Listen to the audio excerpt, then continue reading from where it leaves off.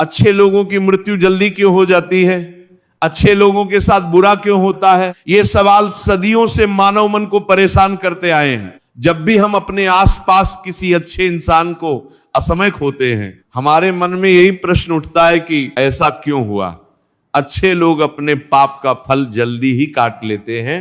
और इस वीडियो के अंत में भगवान श्री कृष्ण के द्वारा बताई गई बहुत ही अच्छी कहानी का भी विस्तार से वर्णन किया गया है, जो आपको जीवन का एक नया दृष्टिकोण देगी। ये एक गहरा और दार्शनिक सवाल है कि अच्छे लोगों की मृत्यु जल्दी क्यों हो जाती है। अक्सर ये देखा जाता है कि अच्छे से और धर्म से चलने वाले लोगों की, जो हमेशा सत्य का पालन करते हैं और दूसरों की भलाई के लिए काम करते हैं, उनकी मृत्यु अक्सर जल्दी ही हो जाती है। ये एक ऐसा प्रश्न है जो हर किसी के मन में उठता है जब हम अपने आसपास किसी सच्चे और नेक इंसान को खोते हैं। ऐसा लगता है मानो संसार में अच्छाई का कोई मूल्य ही नहीं रहा। शास्त्रों में तो विस्तार से बताया गया है कि कलयुग में लोगों की उम्र धीरे धीरे घटती जाएगी और अंततः 30 साल ही रह जाएगी। कलयुग का अंत होते होते मनुष्यों का जीवन काल और भी कम हो जाएगा और लोग बहुत कम उम्र में ही वृद्ध हो जाएंगे। आपने ये भी सुना होगा कि भगवान अच्छे लोगों को जल्दी अपने पास बुला लेते हैं क्योंकि वे इस कलयुग की कठिनाइयों को नहीं देखना चाहते। ये फैसला तो भगवान ही करते हैं कि किसकी उम्र कितनी है और कौन कब तक इस धरती पर रहेगा। वे सर्वज्ञ हैं और सबकी नियति को जानते हैं। आप ये प्रसिद्ध कहावत भी जरूर सुने होंगे कि जितनी चाबी भरी राम ने उतनी ही तमाशा करते हैं। दोस्तों, इस गहरी कहावत से साफ हो जाता है कि किसकी मृत्यु कब होती है, ये पूरी तरह से भगवान ही तय करते हैं। प्रत्येक जीव का जीवन एक निश्चित समय के लिए ही होता है, बिल्कुल वैसे ही जैसे खिलौने की घड़ी में चाबी भरी जाती है और वह उतनी ही देर चलती है, वैसे ही हमारा जीवन भी पहले से निर्धारित होता है। कारण वैसे तो अच्छे लोगों की मौत जल्दी हो जाने के पीछे कई गहरे और रहस्यमय कारण होते हैं, जिन्हें समझना हर किसी के लिए आसान नहीं है। लेकिन पहले कारण को ठीक से समझने के लिए आपको ये जानना बहुत जरूरी होगा कि हम जो कुछ भी इस जन्म में करते हैं, हमारे हर छोटे बड़े कर्म का, हमारे हर विचार का, उसका पूरा जवाब हमें ऊपर यमराज को देना होता है। मृत्यु के बाद हर आत्मा को यमलोक जाना पड़ता है, जहां धर्मराज यमराज बैठे होते हैं। यमराज को धर्मराज भी कहा जाता है क्योंकि वे बिल्कुल निष्पक्ष रूप से हमारे कर्मों का न्याय करते। वे किसी का पक्ष नहीं लेते, ना अमीर गरीब में फर्क करते हैं, ना राजा रंक में, सिर्फ कर्म देखते हैं। यदि किसी का पाप का पलड़ा भारी होता है तो उसे नरक के विभिन्न स्तरों में कठिन तपस्या काटनी पड़ती है, जहां उसे अपने किए हुए पापों के लिए दंड भोगना पड़ता है। और यदि पुण्य का पलड़ा भारी हो तो उसे स्वर्ग का दिव्य सुख मिलता है, जहां वो अप्सराओं के बीच सुगंधित वाटिकाओं में रहता है। ये एक तराजू की तरह है, जहां हमारे सभी जीवन भर के अच्छे और बुरे कर्मों को बहुत ध्यान से तौला जाता है। एक एक कर्म का हिसाब होता है और यही जन्म मृत्यु का चक्र कई युगों तक, हजारों लाखों जन्मों तक चलता रहता है। जन्म और मृत्यु का यह अंतहीन सिलसिला तब तक जारी रहता है जब तक उस आत्मा को मोक्ष की प्राप्ति नहीं होगी, जब तक वह इस संसार के बंधनों से मुक्त नहीं हो जाती। इस मृत्यु लोक में हर कोई अपने किसी न किसी छोटे से काम के लिए, किसी उद्देश्य को पूरा करने के लिए आता है। हर आत्मा का एक विशेष उद्देश्य होता है, एक निश्चित मिशन होता है, जिसे पूरा करने के लिए उसे इस धरती पर भेजा जाता है। कोई आत्मा मनुष्य का शरीर धारण करती है तो कोई पशु पक्षी या जानवर के शरीर में प्रवेश करती है। यह सब कुछ उसके पिछले जन्मों में किए गए संबंधित कर्मों के आधार पर ही तय होता है। शास्त्रों में 84 लाख योनियों का विस्तृत वर्णन है, कीड़े मकोड़ों से लेकर पशु पक्षियों तक, और इन सब के बाद कहीं जाकर मनुष्य जन्म मिलता है। मनुष्य जन्म सबसे दुर्लभ और सबसे श्रेष्ठ माना गया है क्योंकि केवल मनुष्य में ही विवेक होता है, सोचने समझने की शक्ति होती है। इसके अलावा उन्हें जन्म देने वाले माता पिता के संस्कार भी बच्चे के अंदर स्वाभाविक रूप से आते हैं। माता पिता के उनकी सोच, उनके कर्म, उनकी आदतें, ये सब बच्चे में संचारित होते हैं। यही कारण है कि अच्छे माता पिता के बच्चे अक्सर अच्छे होते हैं। इसके बाद जब बच्चा बड़ा होता है तो वह अपने होश और समझ से जो कर्म करता है उसके आधार पर उसे पुण्यात्मा या फिर दुरात्मा कहा जाता है। अब यही पुण्य कर्म आपकी मृत्यु की तारीख को भी बदल सकते हैं। ये बहुत आश्चर्यजनक लेकिन सत्य है। जिस तरह से एक न्यायाधीश जेल में रहने वाले कैदी के अच्छे व्यवहार को देखकर, उसके सुधार को देखकर उसकी सजा में कमी कर देता है और उसे जल्दी रिहा कर देता है, ठीक उसी तरह परमात्मा भी देखते हैं कि मनुष्य जन्म में आने के बाद वो कैसे कर्म कर रहा है। कभी कभी बहुत अच्छे व्यवहार, सच्ची तपस्या और निस्वार्थ सेवा के कारण किसी कैदी को उसकी सजा पूरी होने से पहले ही रिहा कर दिया जाता है। वैसे ही भगवान भी देखते हैं कि क्या ये व्यक्ति अपने पिछले पापों के लिए पश्चाताप कर रहा है, क्या वह सच्चे मन से अच्छे कर्म कर रहा है। और जब उन्हें लगता है कि अब इस आत्मा को इस कष्टमय मृत्यु लोक में नहीं रहना चाहिए, इसका उद्देश्य पूरा हो गया है, तब वह उसे प्रेम से अपने पास बुला लेते हैं। ये बिल्कुल वैसे ही है जैसे कोई मालिक अपने कर्मचारी को काम पूरा होने पर घर भेज देता है। भगवान के दिव्य विधान के अनुसार प्रत्येक व्यक्ति को केवल उतना ही दंड दिया जाना चाहिए जितना कि उसने पाप किया है, न एक पल ज्यादा न एक पल कम। ये एक बिल्कुल न्यायपूर्ण व्यवस्था है जहां कोई भी अधिक या कम सजा नहीं पाता। हर कर्म का सटीक हिसाब होता है। अब क्योंकि अच्छे लोगों के पाप कर्म उनके बुरे काम बुरे लोगों के पाप कर्मों की तुलना में बहुत कम होते हैं, इसलिए अच्छे लोग अपने थोड़े से पापों का फल जल्दी ही काट लेते हैं। उनके पास भोगने के लिए कम पाप होते हैं, इसलिए वे जल्दी इस बंधन से मुक्त हो जाते हैं और आगे की यात्रा के लिए तैयार हो जाते हैं। हिंदू धर्म की प्राचीन मान्यता है कि परमात्मा हर अच्छे व्यक्ति को किसी न किसी विशेष उद्देश्य के साथ इस मृत्यु लोक में भेजते हैं।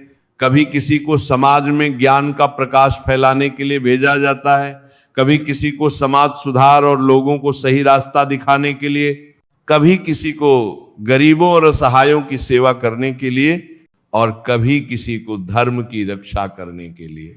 भगवान का अपना एक दिव्य लक्ष्य उस पवित्र आत्मा में शामिल होता है। इसीलिए जब वह निर्धारित उद्देश्य पूर्ण हो जाते हैं, जब वह आत्मा अपना काम पूरा कर लेती है, तब भगवान उन्हें प्रेम से वापस अपने पास बुला लेते हैं। ये बिल्कुल वैसे है जैसे कोई राजा अपने विश्वसनीय दूत को किसी दूर देश में संदेश देने भेजता है, और जब वह दूत अपना काम पूरा करके लौटता है तो राजा उसका स्वागत करता है। अच्छे लोगों की मौत, उनका इस संसार से जाना उनके द्वारा किए गए अच्छे कर्मों पर ही निर्भर करता है। जितना शुद्ध और पवित्र जीवन होगा, जितनी निस्वार्थ सेवा होगी, उतनी ही जल्दी आत्मा को इस जन्म मृत्यु के चक्र से मुक्ति मिल जाती है। इसके अलावा आपको ये महत्वपूर्ण बात भी बताते हैं कि जो लोग ये कहते हैं कि मरने के बाद इंसान खाली हाथ ही जाता है, कुछ साथ नहीं ले जा सकता, उन्हें यह अवश्य जान लेना चाहिए कि 3 बहुत महत्वपूर्ण चीजें ऐसी हैं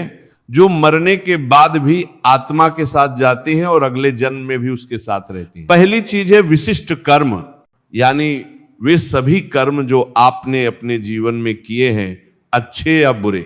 दूसरी चीज है स्मृति, यानी आपकी यादें, आपके अनुभव और आपने जो कुछ सीखा है। और तीसरी चीज है जागृति, यानी आपकी चेतना का स्तर, आपकी आध्यात्मिक प्रगति। इसीलिए अब आप किसी से ये गलत बात मत कहना कि आप खाली हाथ आए थे और खाली हाथ चले जाएंगे। ये बिल्कुल सच नहीं है, क्योंकि आपके कर्म, आपकी स्मृतियां और आपकी चेतना हमेशा आपके साथ रहती है। इस सब की मुख्य वजह है मनुष्य में सत्य एवं असत्य का विवेक, अच्छे बुरे में फर्क करने की क्षमता, हमारी बुद्धि और समझ का होना। मनुष्य को यह अनमोल क्षमता दी गई है कि वह सोच समझकर निर्णय ले सकता है कि क्या सही है और क्या गलत, क्या धर्म है और क्या अधर्म। लेकिन दुर्भाग्य से इस धरती पर हम सब दुनियादारी के जटिल चक्र में, माया मोह के जाल में कुछ इस तरह फंस जाते हैं कि हमारी बौद्धिक क्षमता सीमित होकर रह जाती है। हम सांसारिक मोह माया में, धन दौलत की चाह में नाम यश की लालसा में इतना उलझ जाते हैं कि अपने जीवन के असली और परम उद्देश्य को पूरी तरह भूल जाते हैं। हम सब कुछ बाहरी और क्षणिक सुखों को ही, भौतिक वस्तुओं को ही जीवन का मानक मान लेते हैं। धन, संपत्ति, बड़ा मकान, महंगी गाड़ी, नाम प्रसिद्धि, यश सम्मान, इन सबको ही हम जीवन का एकमात्र लक्ष्य मान बैठते हैं। यही सबसे बड़ी गलती हम कर जाते हैं, क्योंकि इन सब चीजों के बावजूद, इतनी सफलता के बावजूद कोई भी व्यक्ति आज तक यह दावा नहीं कर सका है कि वह पूरी तरह से संतुष्ट और सुखी है। हमेशा कुछ न कुछ कमी रह ही जाती है। सच्चाई यह है कि हमें अपने सामान्य मानव जीवन के वास्तविक उद्देश्य को समझने के लिए, उसका पर्दाफाश करने के लिए निरंतर प्रयास करते रहना चाहिए। हमें अपने भीतर झांकना चाहिए और पूछना चाहिए कि हम यहाँ क्यों आए हैं। ये बिल्कुल सच है कि आपके और आपके परिवार के भरण पोषण की, उनकी देखभाल की पूरी जिम्मेदारी हमारी है और हमें इसे हर हाल में, हर परिस्थिति में निभाना चाहिए। ये हमारा मुख्य कर्तव्य है और हमें इससे कभी भागना नहीं चाहिए। लेकिन क्या आप कभी गंभीरता से ये सोच पाते हैं कि आप कितने दिनों तक या कितने सालों तक इस अनिश्चित संसार में, इस नश्वर जगत में बने रहेंगे? आपकी अंतिम मंजिल क्या होगी? आप कहां जाएंगे? तो इन गहरे सवालों के उत्तर में ज्यादातर लोग बस यही कहते हैं कि पता नहीं, सोचा नहीं कभी। ऐसे लोग वास्तव में बड़े ही अजीब और अद्भुत होते हैं। वे जीवन की यात्रा तो कर रहे हैं, दौड़ लगा रहे हैं, लेकिन यात्रा के बारे में, मंजिल के बारे में उन्हें कुछ भी जानकारी नहीं होती। ये बिल्कुल वैसे है जैसे कोई व्यक्ति बिना नक्शे के, बिना दिशा जाने, बिना मंजिल तय किए एक लंबी यात्रा पर निकल पड़े। क्या आपने कभी शांत एकांत में बैठकर अपने आप से ये महत्वपूर्ण प्रश्न पूछा है कि आपको यह दुर्लभ मानव जीवन क्यों मिला है? इसका क्या उद्देश्य है? तो दोस्तों, महान ग्रंथ महाभारत में जब धर्मराज युधिष्ठिर ने भीष्म पितामह से जीवन के उद्देश्य के बारे में प्रश्न किया तो उन्होंने बड़ा सुंदर उत्तर दिया। भीष्म पितामह ने कहा था कि इस संपूर्ण सृष्टि में मनुष्य से बढ़कर, मनुष्य से श्रेष्ठ कोई भी जीव नहीं है। आपको यह जानकर बहुत आश्चर्य होगा कि पूरे 84 लाख विभिन्न योनियों में जन्म लेने के बाद कीड़े मकोड़े से लेकर पेड़ पौधे, पशु पक्षी, सब में जन्म लेने के बाद कहीं जाकर हमें यह अनमोल मनुष्य जीवन मिलता है। और इस संसार के समस्त प्राणियों में मनुष्य ही सबसे श्रेष्ठ, सबसे विकसित और सबसे बुद्धिमान है। ये एक अत्यंत दुर्लभ और बहुमूल्य उपहार है जो हमें भगवान ने दिया है। धर्म कोई सा भी क्यों न हो, हिंदू, मुस्लिम, सिख, ईसाई, बौद्ध, जैन, हर एक धर्म में यही सार्वभौमिक सत्य बताया गया है कि जिसने इस धरती पर जन्म लिया है, जो भी संसार में आया है, उसकी मृत्यु एकदम निश्चित है। ये एक अटल सत्य है, एक ऐसा नियम है जिससे कोई नहीं बच सकता, न राजा, न रंग, न अमीर, न गरीब। और अगर विशेष रूप से सनातन धर्म की बात करें तो इसकी एक बहुत ही रोचक और प्राचीन मान्यता के अनुसार बच्चे के जन्म लेने के बाद छठी रात को, जिसे छठी का त्योहार कहते हैं, उस पवित्र रात में स्वयं ब्रह्मा जी उस नवजात शिशु की किस्मत, उसका भाग्य लिख देते हैं। उस दिव्य रात में बच्चे के पूरे जीवन की रेखाएं, उसके भविष्य के सभी महत्वपूर्ण पहलू लिखे जाते हैं, जिसमें उसके आने वाले जीवन की सभी महत्वपूर्ण घटनाएं, जैसे कि उसकी शिक्षा कैसी होगी, किस क्षेत्र में सफलता मिलेगी, विवाह कब और किससे होगा, कितने बच्चे होंगे, नौकरी या व्यवसाय में क्या होगा, धन संपत्ति कितनी होगी, यहां तक कि जीवन की अंतिम मृत्यु की सटीक तारीख तक सब कुछ पहले से ही लिखा जाता है। यह सब पूर्व निर्धारित होता है। इसी तरह दोस्तों, पवित्र श्रीमद् भागवत गीता में भी भगवान श्री कृष्ण अर्जुन को समझाते हुए कहते हैं कि यह मनुष्य जीवन एक आध्यात्मिक और परम ईश्वरीय जीवन का पद है, एक सीढ़ी है जिसे प्राप्त करके, जिस पर चढ़कर मनुष्य सांसारिक मोह, माया से मोहित नहीं होता, भटकता नहीं है। यदि किसी व्यक्ति के जीवन के अंतिम क्षणों में भी, मृत्यु के समय भी उसकी यह आध्यात्मिक स्थिति बनी रहती है, तो वह सीधे भगवत धाम में, परम धाम में प्रवेश कर जाता है। मनुष्य कृष्ण भावनामृत को, दिव्य चेतना को, या आध्यात्मिक जीवन को एक क्षण में पलक झपकते ही तुरंत प्राप्त कर सकता है यदि उसकी भक्ति सच्ची हो। और दूसरी ओर यह भी हो सकता है कि उसके लाखों जन्मों के बाद भी, करोड़ों जन्म लेने के बाद भी ये दुर्लभ अवस्था प्राप्त ना हो। ये सब कुछ उसकी साधना, उसके कर्मों और उसकी भक्ति की गहराई पर निर्भर करता है। दोस्तों, ये तो सच को ठीक से समझने और पूरे मन से स्वीकार करने की बात है। पवित्र भागवत गीता में साफ साफ कहा गया है कि वास्तविक जीवन, असली जीवन तो आध्यात्मिक जीवन है और ये दिव्य उद्यम इसी मानव जीवन के साथ इसी शरीर में होता है।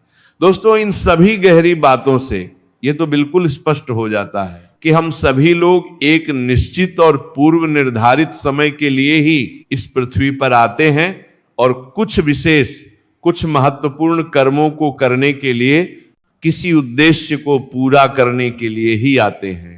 हर किसी का एक निश्चित कार्य, एक मिशन होता है जिसे पूरा करना होता है। जब हमारे सभी कर्म पूरे हो जाते हैं, जब हमारा उद्देश्य सफल हो जाता है और इस जन्म के सभी लक्ष्य प्राप्त हो जाते हैं, तो प्रभु परमात्मा हमें परलोक में, स्वर्ग में एक सुंदर और सहज स्थान प्रदान करते हैं। भगवान श्री कृष्ण बहुत सुंदर तरीके से कहते हैं कि वास्तविक जीवन, असली और शाश्वत जीवन तो वह है जो तब शुरू होता है जब ये नश्वर भौतिक जीवन, ये शरीर समाप्त हो जाता है। ये शरीर तो केवल एक वस्त्र की तरह है जिसे आत्मा कुछ समय के लिए धारण करती है। जो लोग सदाचारी होते हैं, जो सच्चाई के रास्ते पर चलते हैं और जीवन में निस्वार्थ भाव से अच्छे कर्म किए होते हैं, दूसरों की सेवा की होती है, वे वास्तव में विशेष और धन्य होते हैं। जब उनकी मृत्यु का समय निश्चित हो जाता है, जब उनका कार्य पूरा हो जाता है, तो दोस्तों वे बड़े शांत भाव से इस दुनिया को छोड़कर आगे की दिव्य यात्रा जारी रखते हैं। आपने अवश्य ही देखा होगा और महसूस किया होगा कि जो लोग नियमित रूप से पूजा पाठ करते हैं, मंदिर जाते हैं और धर्म के कार्य करते हैं, उनकी जिंदगी अक्सर उन लोगों की तुलना में काफी कठिन और संघर्षमय होती है जो बुरे कर्म करते हैं, गलत रास्ते पर चलते हैं। ऐसा लगता है कि जो लोग गलत काम करते हैं, धोखाधड़ी करते हैं, वे बड़े आराम से और खुशी खुशी जी रहे हैं, और जो ईमानदारी से, अच्छाई से जीते हैं, वे हमेशा परेशानियों और कष्टों में घिरे रहते हैं। आपने ये प्रश्न निश्चित रूप से अपने मन में कई बार सोचा होगा। ये दुविधा हर किसी के मन में आती है। तो आइए आज हम इसके गहरे रहस्यों को, इसके पीछे के दैवीय नियमों को समझने की कोशिश करें। हमारे प्राचीन पुराणों में, वेदों में वर्णित अनेक कथाएं और उदाहरण हैं जिनके माध्यम से आप बहुत अच्छी तरह से समझ पाएंगे कि इस सृष्टि में प्रत्येक प्राणी को, हर जीव को उसके द्वारा किए गए कर्मों के अनुसार ही फल मिलता है। अगर कोई अच्छा कर्म करता है, परोपकार करता है, तो उसे अच्छा और मधुर फल मिलता है, और अगर कोई बुरा कर्म करता है, किसी को कष्ट देता है, तो उसे दुख और पीड़ा मिलती है। ये कर्म का अटल नियम है जो बिल्कुल सटीक और न्यायपूर्ण है। भगवान श्री कृष्ण ने एक बार महाभारत के युद्ध के बाद अर्जुन को जब वे कर्म के रहस्य समझा रहे थे, तब उन्होंने एक बहुत ही महत्वपूर्ण और शिक्षाप्रद कथा सुनाई थी। उन्होंने कहा कि प्राचीन काल में एक छोटे से शांत गांव में दो आदमी रहते थे। उनमें से एक व्यक्ति बड़ा ही धार्मिक, संत स्वभाव का और ईश्वर में पूर्ण आस्था रखने वाला था। वह रोज सुबह सूर्योदय से पहले उठता था, नहा धोकर तैयार होता था और पूरी श्रद्धा और भक्ति के साथ गांव के मंदिर जाता था और वहां भगवान की पूजा अर्चना करता था। वह एक अत्यंत सरल, सच्चा और निष्कपट इंसान था जो कभी किसी को भी नुकसान नहीं पहुंचाता था, हमेशा सबकी मदद करता था। लेकिन उसी गांव में रहने वाला दूसरा आदमी पूरी तरह से विपरीत स्वभाव का था। वह पूर्णतः नास्तिक था, ईश्वर और धर्म में बिल्कुल भी विश्वास नहीं करता था। वह भी रोज मंदिर जाता था, लेकिन उसका उद्देश्य पूजा अर्चना करना बिल्कुल नहीं था, बल्कि वहां जाकर लोगों के छोड़े हुए जूते चप्पल चुराना और दान पात्र में पड़े पैसे और सामान चुरा लेना था। वह लोगों की पवित्र आस्था का, उनकी सरलता का गलत फायदा उठाता था और इससे उसे कोई पश्चाताप भी नहीं होता था। एक दिन उस गांव के ऊपर अचानक बहुत जोर की भयंकर बारिश होने लगी। पूरा आकाश घने काले बादलों से ढक गया था और तेज हवाओं के साथ मूसलाधार बारिश हो रही थी। बिजली कड़क रही थी और गरज के साथ बारिश बरस रही थी। उस समय मंदिर में सिर्फ पुजारी जी ही थे। बाकी सभी लोग इस भयंकर मौसम से बचने के लिए अपने अपने घरों में थे। नास्तिक व्यक्ति को यह सुनहरा मौका बहुत अच्छा लगा। वह तेजी से मंदिर की ओर भागा। बारिश में पूरा भीगता हुआ वह मंदिर पहुंचा और उसने बड़ी चालाकी से सारा दान का धन, सोने चांदी के आभूषण सब कुछ चुरा लिया और वहां से बिजली की तेजी से भाग गया। वो बारिश में भीगता हुआ, कीचड़ में फिसलता हुआ भागा और अपनी सफल चोरी पर मन ही मन बहुत खुश था। उसी समय कुछ ही देर बाद वह आस्तिक और धर्मपरायण व्यक्ति भी मंदिर की ओर आ रहा था। इतनी भयंकर बारिश के बावजूद भी वो अपनी दैनिक पूजा अर्चना के लिए भगवान के दर्शन करने के लिए आया था, क्योंकि उसने कभी अपनी पूजा नहीं छोड़ी थी। वह पूरी तरह बारिश में भीग गया लेकिन फिर भी मंदिर पहुंचा। उसने बड़े प्रेम से भगवान की मूर्ति के सामने दीप जलाया, अगरबत्ती लगाई और पूर्ण भक्ति भाव से भगवान की पूजा अर्चना करने लगा। वह पूरी तरह से अपनी पूजा में, अपने ध्यान में लीन था और उसे बाहर की दुनिया की कोई भी खबर नहीं थी। वह भगवान में पूर्णतः तल्लीन था। उसी समय मंदिर के पुजारी जी, जो थोड़ी देर के लिए बाहर गए थे, वापस लौटे और उन्होंने देखा कि दान पात्र बिल्कुल खाली है, सारा धन गायब है। उन्हें बहुत आश्चर्य हुआ और फिर उन्होंने उस धार्मिक व्यक्ति को देखा। चूंकि मंदिर में उस समय कोई और नहीं था, इसीलिए पुजारी ने बिना सोचे समझे ये मान लिया कि यही व्यक्ति चोर है, इसी ने सारा धन चुराया है। पुजारी ने जोर जोर से चिल्लाना शुरू कर दिया, चोर चोर, पकड़ो इसे। और गांव के बाकी लोग भी तेजी से वहां आ गए। सभी लोगों ने उस बेचारे निर्दोष धार्मिक व्यक्ति को चारों ओर से घेर लिया और उस पर झूठा चोरी का आरोप लगाया।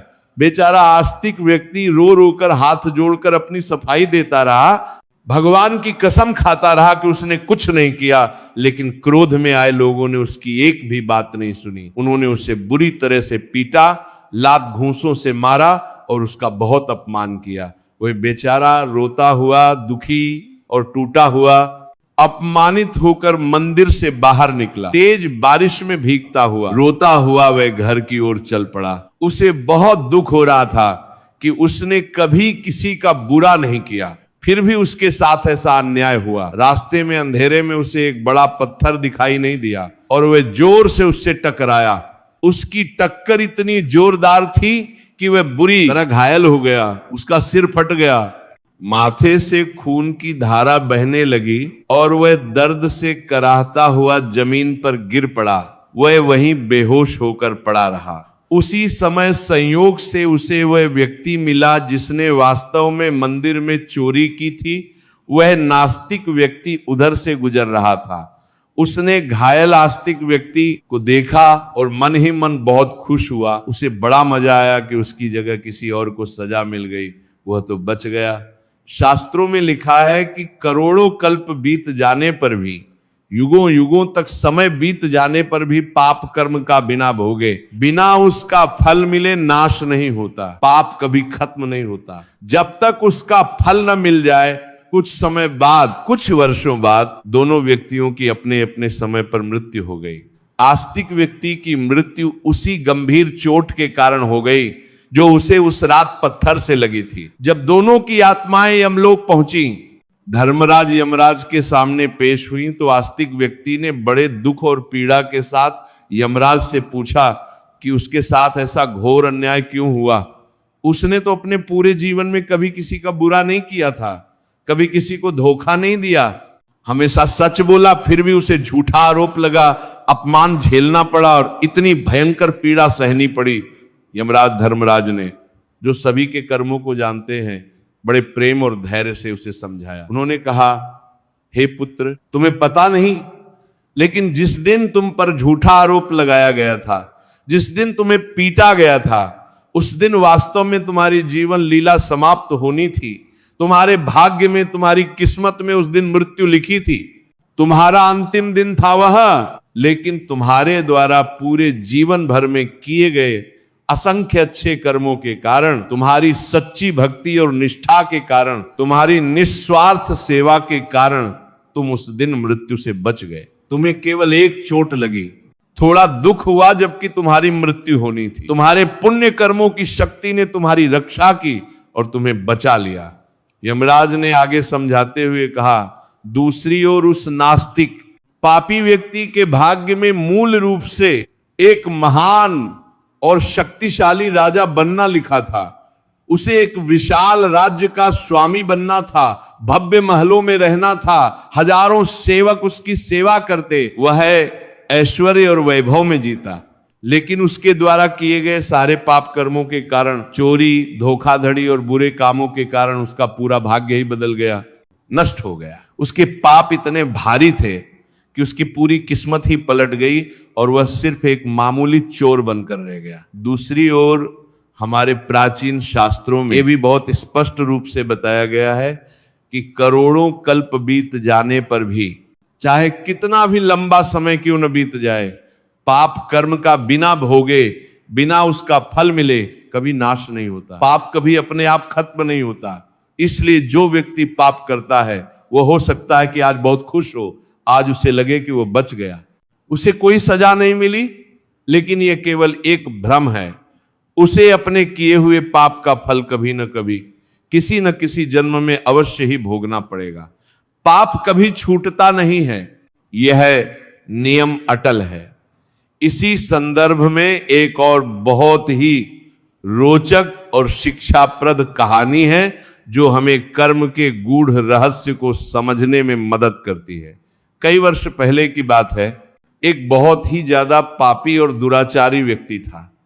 उसने अपने पूरे जीवन में अनगिनत बुरे काम किए थे।